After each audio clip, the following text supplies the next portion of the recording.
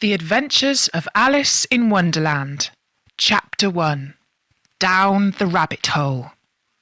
Hello, everybody. Alice was beginning to get very tired of sitting by her sister on the bank and of having nothing to do. Once or twice she had peeped into the book her sister was reading, but it had no pictures or conversations in it. What is the use of a book, thought Alice, without pictures or conversation?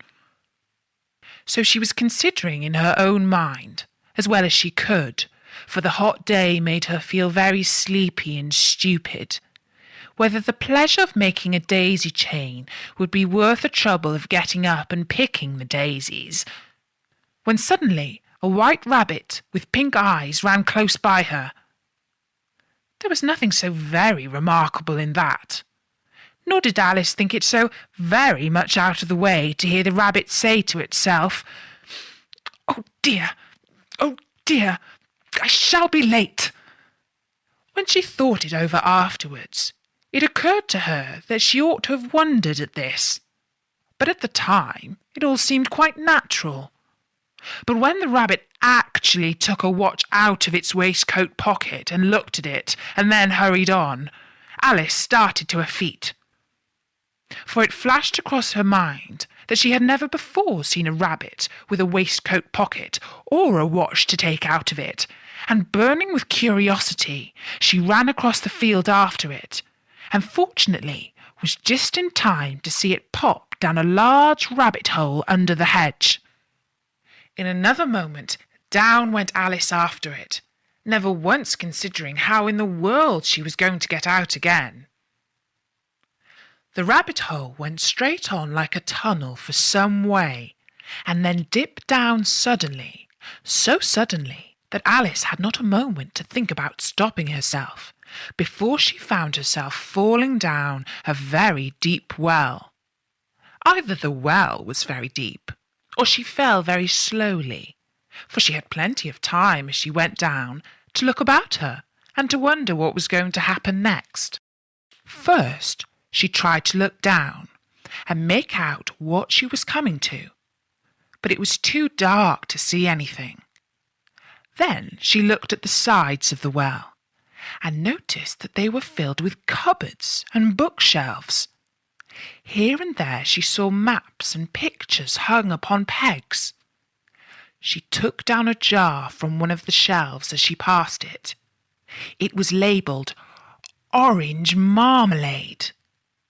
But to her great disappointment, it was empty.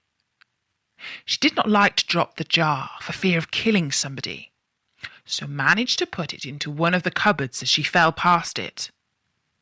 Well, thought Alice to herself, after such a fall as this, I shall think nothing of tumbling downstairs. How brave they'll all think me at home.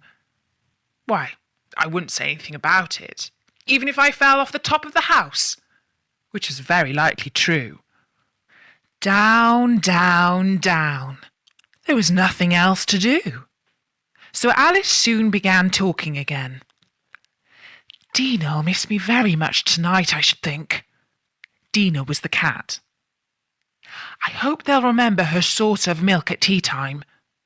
Dinah, my dear, I wish you were down here with me. There are no mice in the air, I'm afraid, but you might catch a bat, and that's very like a mouse, you know. But do cats eat bats, I wonder?" And here Alice began to get rather sleepy, and went on saying to herself in a dreamy sort of way, "Do cats eat bats? Do cats eat bats? And sometimes, do bats eat cats?" For you see, as she couldn't answer either question, it didn't matter which way she put it. She felt that she was dozing off, and had just begun to dream that she was walking hand in hand with Dinah, and saying to her very earnestly, "Now, Dinah, tell me the truth. Did you ever eat a bat?" When suddenly, thump, thump, down she came upon a heap of sticks and dry leaves, and the fall was over. Alice was not a bit hurt, and she jumped up onto her feet in a moment. She looked up, but it was all dark overhead. Before her was another long passage, and the White Rabbit was still in sight, hurrying down it. There was not a moment to be lost. Away went Alice like the wind, and was just in time to hear it say as it turned a corner, "Oh, my ears and whiskers! How late it's getting!" She was close behind it when she turned the corner, but the rabbit was no longer to be seen. She found herself in a long, low hall, which was lit up by a row of lamps hanging from the roof. There were doors all around the hall, but they were all locked, and when Alice had been all the way down one side and up the other, trying every door, she walked sadly down the middle, wondering how she was ever to get out again. Suddenly she came upon a little three-legged table, all made of solid glass. There was nothing on it except a tiny golden key, and Alice's first thought was that it might belong to one of the doors of the hall. But alas, either the locks were too large or the key was too small. But at any rate, it would not open any of them. However, on the second time round, she came upon a low curtain she had not noticed before, and behind it was a little door about 15 inches high. She tried the little golden key in the lock, and to her great delight, it fitted. Alice opened the door and found that it led into a small passage, not much larger than a rat hole.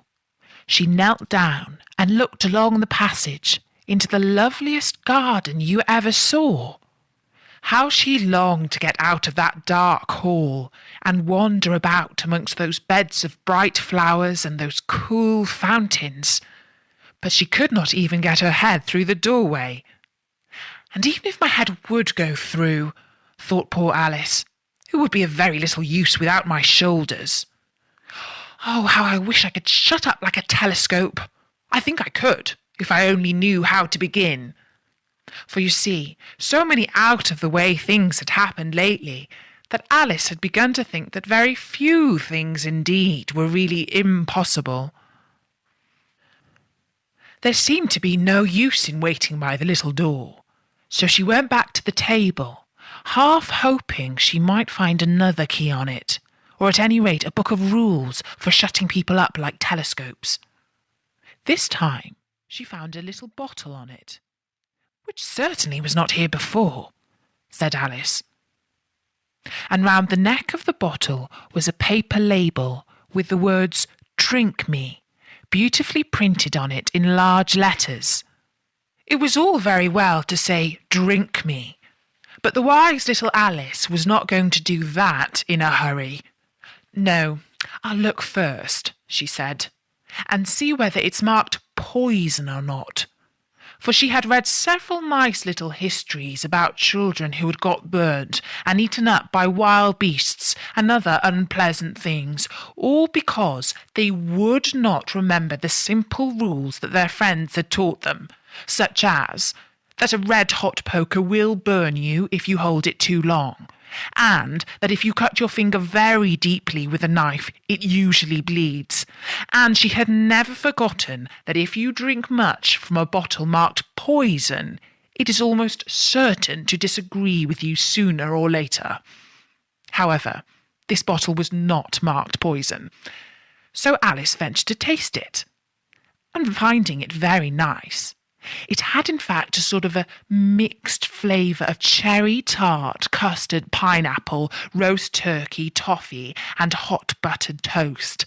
She very soon finished it off. "What a curious feeling," said Alice. "I must be shutting up like a telescope." And so it was indeed. She was now only 10 inches high, and her face brightened up at the thought that she was now the right size for going through the little door into that lovely garden. First, however, she waited for a few minutes to see if she was going to shrink any further. She felt a little nervous about this. "For it might end, you know," said Alice to herself, It might going out altogether, like a candle. I wonder what I should be like then. And she tried to fancy what the flame of a candle is like after the candle is blown out, for she could not remember ever having seen such a thing. After a while, finding that nothing more happened, she decided on going into the garden at once. But alas for poor Alice! When she got to the door, she found she had forgotten the little golden key, and when she went back to the table for it, she found she could not possibly reach it. She could see it quite plainly through the glass, and she tried her best to climb up one of the legs of the table, but it was too slippery, and when she had tired herself out with trying, the poor little thing sat down and cried. "Come, there's no use in crying like that," said Alice to herself, rather sharply. "I advise you to leave off this minute." She generally gave herself very good advice, though she very seldom followed it. And sometimes she scolded herself so severely as to bring tears into her eyes. And once she remembered trying to box her own ears for having cheated herself in a game of croquet she was playing against herself. For this curious child was very fond of pretending to be two people. But it's no use now, thought poor Alice, to pretend to be two people. Why, there's hardly enough of me left to make one respectable person. Soon her eye fell on a little glass box that was lying under the table.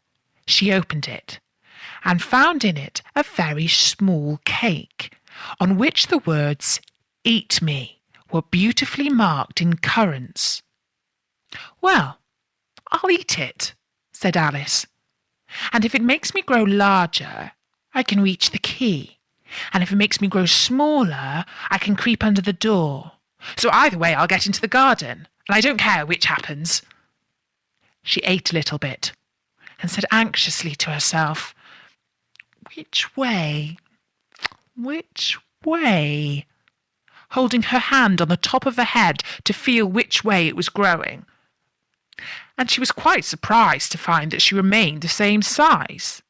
To be sure, this generally happens when one eats a cake. But Alice had got so much into the way of expecting nothing but out-of-the-way things to happen that it seemed quite dull and stupid for life to go on in the common way. So she set to work, and very soon finished off the cake. And that was the first chapter of Alice in Wonderland. I'll be back with another story soon,